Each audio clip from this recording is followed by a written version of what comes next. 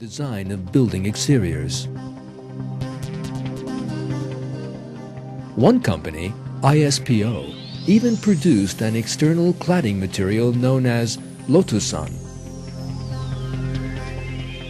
The difference between the two faces can be seen clearly. That on the right cleanses itself, just like the lotus, with raindrops.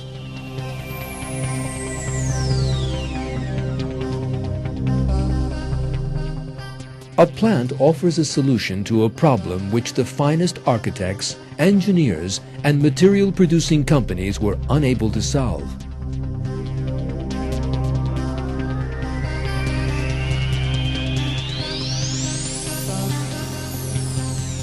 In order to solve the problem, the plant needs physics, chemistry, molecular biology, and industrial design. Yet it possesses neither eyes, ears, nor brain. The fact that the lotus plant possesses such a system, or that it is able to clean its outside in this way, is proof that God created it.